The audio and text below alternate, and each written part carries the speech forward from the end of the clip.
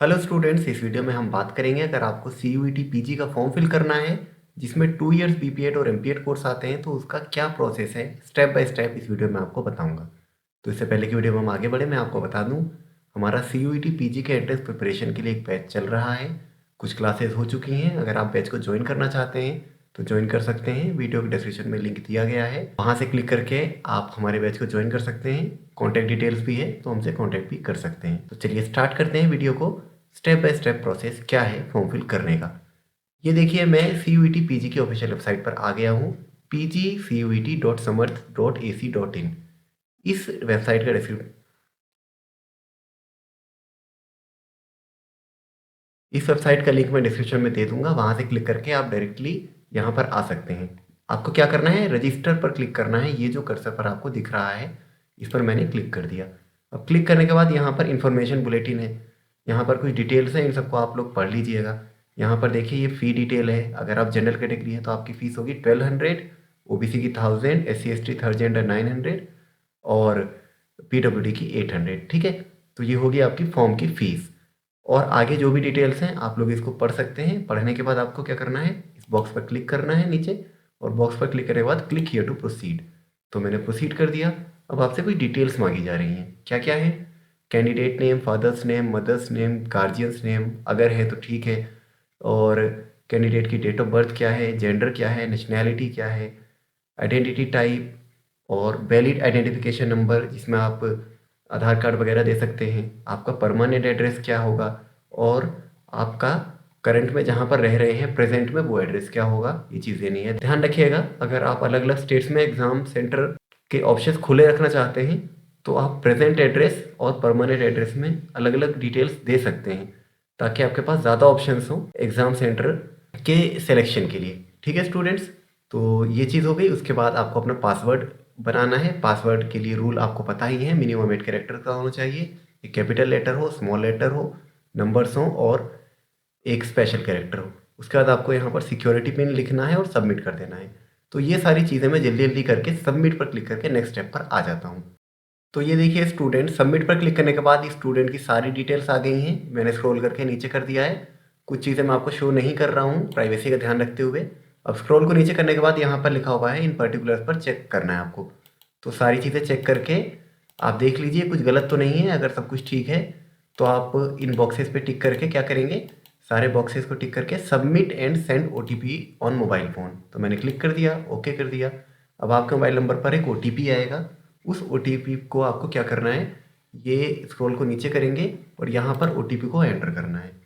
तो मैं OTP यहाँ पर फिल कर देता हूँ। उसके बाद सिक्योरिटी पिन करूँगा और सबमिट पर क्लिक कर देता हूँ। सबमिट पर क्लिक करने के बाद आप देख सकते हैं कि हमारा जो फर्स्ट स्टेप है रजिस्ट्रेशन का वो हो चुका है। अब आगे आपको एप्लीकेशन फॉर्म और फी सबमिट करनी है। आगे के स्टेप्स आपको फिल करने हैं। तो यहाँ पर मैं क्या करूँगा, कंटिन्यू एप्लीकेशन फॉर्म पर क्लिक करूँगा। कंटिन्यू एप्लीकेशन फॉर्म पर क्लिक करने के बाद क्या आ जाएगा, स्टूडेंट्स की जो डिटेल्स हैं पहले भरी हुई वो आ जाएंगी। उसके बाद आगे कोई डिटेल्स आपको फिर से सेलेक्ट करनी है जो नहीं फिल हुई हुई हैं। तो कैटेगरी OBC है। Are you PWD candidate, no कर दिया मैंने। बाकी जो भी क्वालिफिकेशन है उसमें आप सेलेक्ट कर सकते हैं, जैसे कि फादर या मदर की क्वालिफिकेशन दे पूछना चाह रहे हैं तो जो भी आप दे सकते हैं। नहीं देना चाहते तो नॉट एप्लीकेबल भी कर सकते हैं। यहाँ पर मैंने नॉट एप्लीकेबल करके मैं आगे बढ़ जाता हूँ ताकि हम लोग फॉर्म को जल्दी से फिल कर सकें, क्योंकि मेन जो चीज़ अब आपको बतानी है वो मैं आपको अभी आगे आने वाली है। तो धीरे धीरे मैं सारी डिटेल्स भर रहा हूँ। पूछा जा रहा है आर यू डायबिटिक, मैंने नो कर दिया। प्लेस ऑफ रेजिडेंस अर्बन या रूरल, ये कैंडिडेट जिसका मैं फॉर्म फिल कर रहा हूँ रूरल है तो मैंने रूरल कर दिया है। मोड ऑफ प्रिपरेशन, आप प्रिपरेशन कैसे कर रहे हैं, तो आप जैसे भी कर रहे हैं, फॉर एग्जांपल आप ऑनलाइन कोचिंग कर रहे हैं तो मैंने ऑनलाइन कोचिंग कर दिया कि ऐसे मैं प्रिपरेशन कर रहा हूँ। Medium of studying in qualifying examination, जिस भी मीडियम में आप एग्ज़ाम देना चाहते हैं। तो ये जो कैंडिडेट है इसको हिंदी में एग्ज़ाम देना है तो मैंने हिंदी पर क्लिक कर दिया है। ठीक है, हिंदी पर क्लिक करने के बाद अब आपको क्या करना है, अगर से एड्रेस सेम है तो यहाँ पर क्लिक कर देंगे और आगे बढ़ जाएंगे, और नहीं है तो अलग यहाँ पर दोबारा से फिल कर सकते हैं। अब पूछा जा रहा है क्या आप पॉवर्टी लाइन के बिलो आते हैं, मैंने नो कर दिया, नहीं आते। क्या आप कश्मीरी माइग्रेंट हैं, नो। अगर आप हैं तो यस कर सकते हैं। इसी तरीके से जो भी डिटेल्स आपसे पूछी जा रही है, क्या आप NCC कोटा क्लेम करना चाहते हैं, तो ये कैंडिडेट करना चाहता है, मैंने यस कर दिया। स्पोर्ट्स कोटा के लिए अप्लाई करना चाहते हैं, ये कैंडिडेट मान लेते हैं नहीं करना चाहता, तो मैंने नो कर दिया। अगर आप करना चाहते हैं तो कर सकते हैं। वैसे मैं आपको बता दूं कि स्पोर्ट्स कोटा के लिए बाद में अलग से आपको अप्लाई करना पड़ेगा। एनसीसी के लिए भी जो यस किया गया है इसका भी कोई बहुत बड़ा बेनिफिट नहीं है, क्योंकि बाद में फिर से आपको अप्लाई करना पड़ेगा। तो आप चाहें तो कर सकते हैं और चाहें तो इस पॉइंट को नो नो करके आगे बढ़ सकते हैं। Are you ward of university employee, yes और नो, तो मैंने नो कर दिया। ठीक है, ये मैं सेव कर देता हूँ। सेव करने के बाद फिर से सारी डिटेल्स आ रही हैं, फिर से इनको एक बार पढ़ लीजिए। पढ़ने के बाद अगर अपडेट करना चाहते हैं, कोई चीज़ गलत है तो ठीक है, और गलत नहीं लग रही है तो प्रोसीड टू नेक्स्ट सेक्शन। अब स्टूडेंट हम आ गए हैं अपने एप्लीकेशन फॉर्म की डिटेल्स पर। अब ये सबसे इंपॉर्टेंट सेक्शन है। देखिए, 10th क्लास की डिटेल्स हैं, वो आपको फिल करनी है। 12th क्लास की डिटेल्स है, ये फिल करनी है। आपके लिखा हुआ है अंडर ग्रेजुएट एजुकेशनल डिटेल्स, तो ये आपको फिल करनी है। मैं इस कैंडिडेट का जो फॉर्म फिल करूँगा वो बीपीएड का फिल करूँगा। तो इसकी जो अंडर ग्रेजुएट की क्वालिफाइंग एग्जामिनेशन है, ध्यान रखिएगा, यहाँ पर सेलेक्ट करके अगर आपका जो भी एग्ज़ाम दे रहे हैं, फॉर एग्जांपल ये जो कैंडिडेट है ये बीए कर रहा है, कर चुका मतलब, तो मैं इसका बीए कर देता हूँ।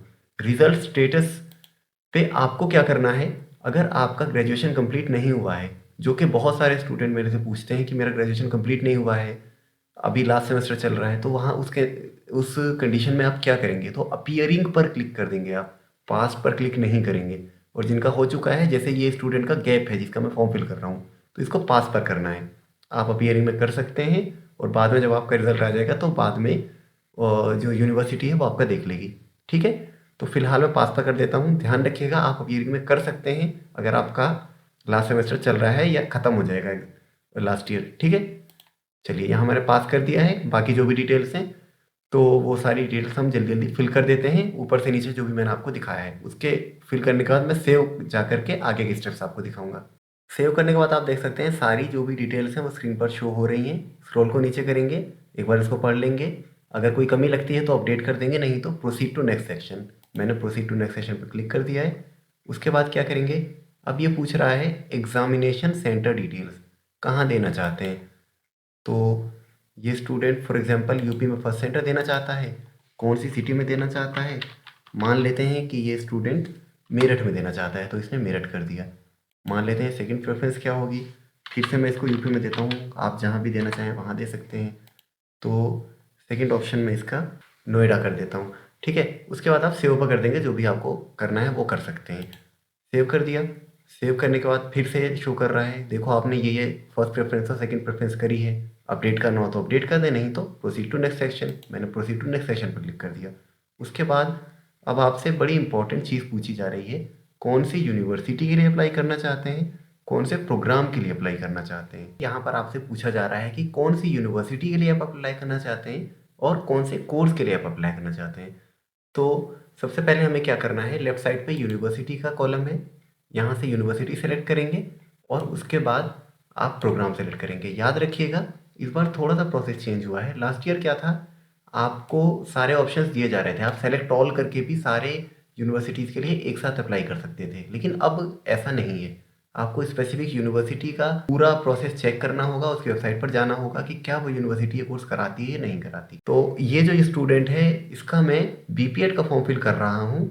3 यूनिवर्सिटीज़ के लिए इस स्टूडेंट को अप्लाई करना है, बीएचयू के लिए, दिल्ली यूनिवर्सिटी के लिए और जीजीयू के लिए। एचएनबीजीयू अभी ऑप्शन में आ नहीं रहा है और एलएनआईपी इस बार पार्टिसिपेट नहीं कर रहा है, और वैसे भी एलएनआईपी में 2 ईयर्स बीपीएड नहीं होती है। लेकिन अगर आप एमपीएड के स्टूडेंट हैं तो एमपीएड भी अब अलग हो रहा है। एलएनआईपी सीयूईटी में पार्टिसिपेट इस साल नहीं करेगा, विश्व भारती भी नहीं कर रहा है सीयूईटी में पार्टिसिपेट।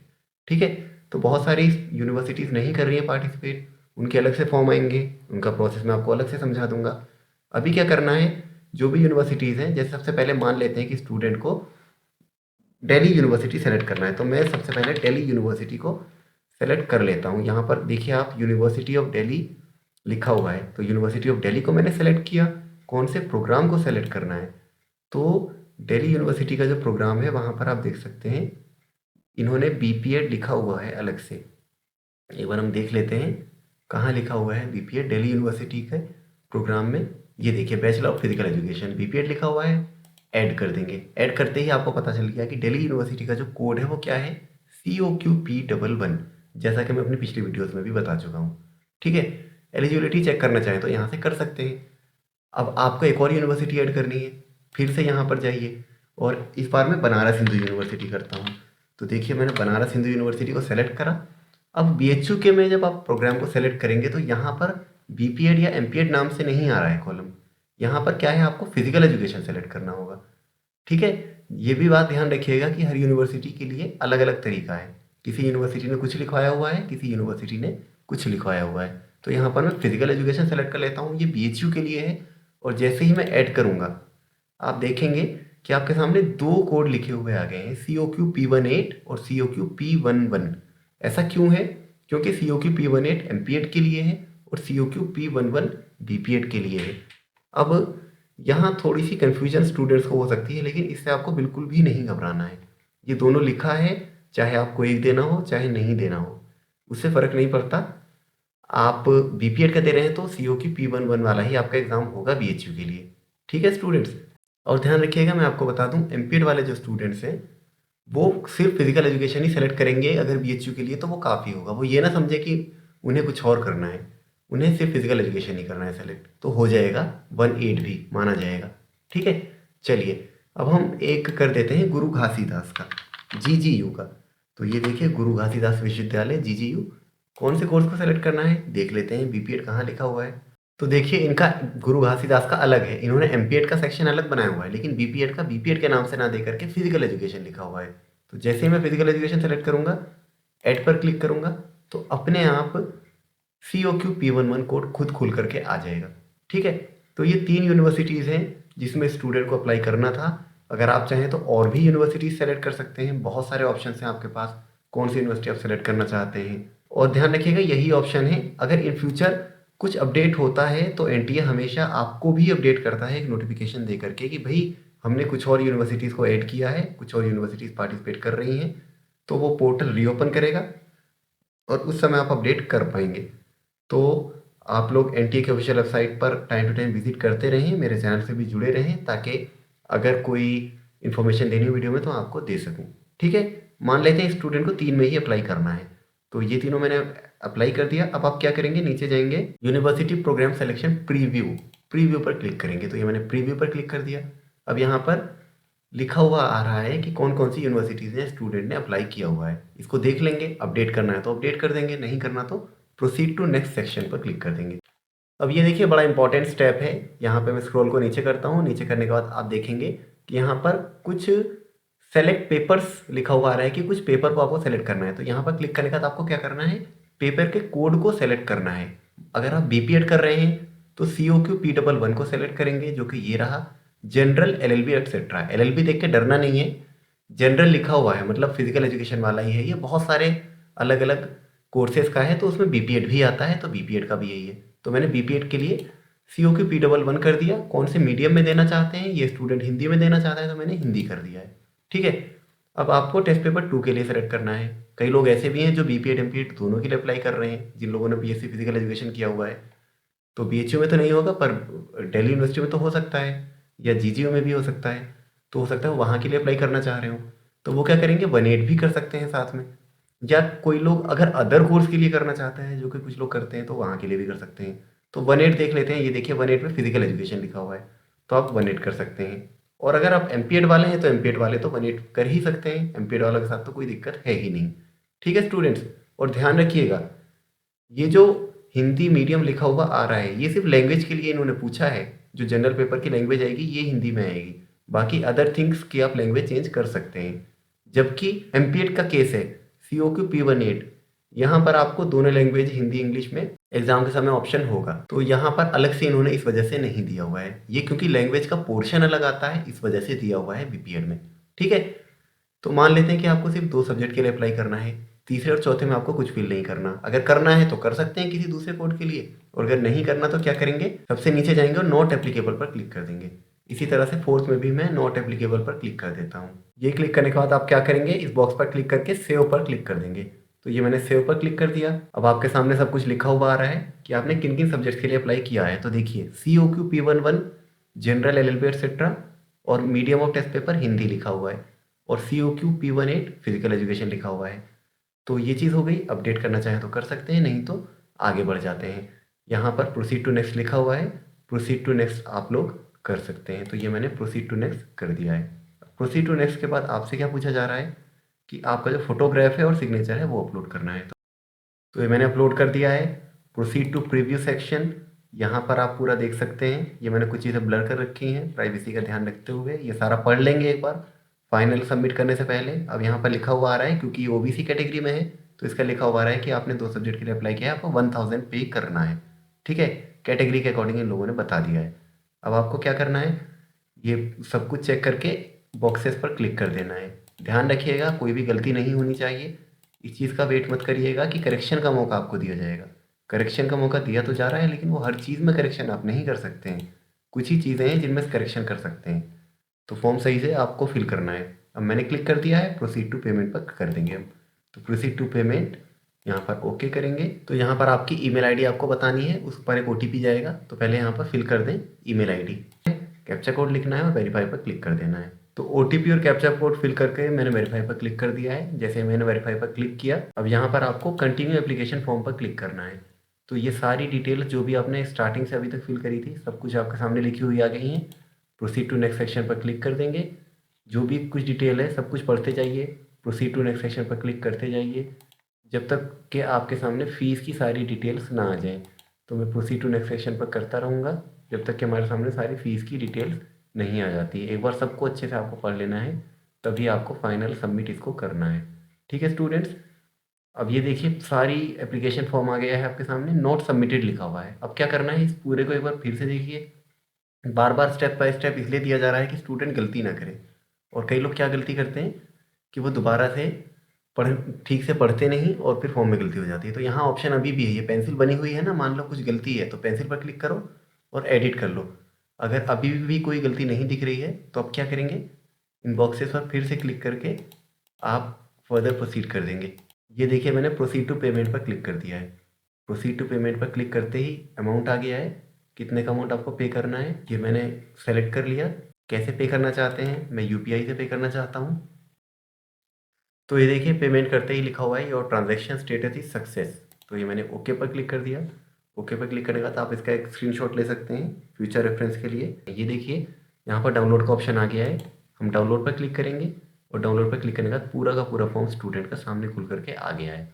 ठीक है, तो बहुत ज़्यादा डिटेल नहीं पूछी गई थी, जो भी डिटेल थी वो मैंने आपको बता दी हैं। फॉर्म आप किस तरीके से भरना है स्टेप बाय स्टेप मैंने आपको समझा दिया है। और कौन कौन सी यूनिवर्सिटी इस पर पार्टिसिपेट नहीं कर रही हैं ये भी मैंने फॉर्म के बीच में आपको समझा दिया है। ठीक है स्टूडेंट्स, कोई डाउट है कोई कन्फ्यूजन है तो अभी भी आप मेरे से पूछ सकते हैं।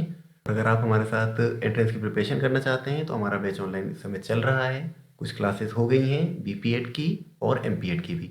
वीडियो डिस्क्रिप्शन में डिटेल्स दी हुई है, वहाँ से आप हमें कॉन्टैक्ट कर सकते हैं। लिंक दिया हुआ है, उस लिंक पर क्लिक करके बैच का जो भी ज्वाइनिंग प्रोसेस है वो वहाँ पर लिखा हुआ है, वहाँ से आप ज्वाइन भी कर सकते हैं।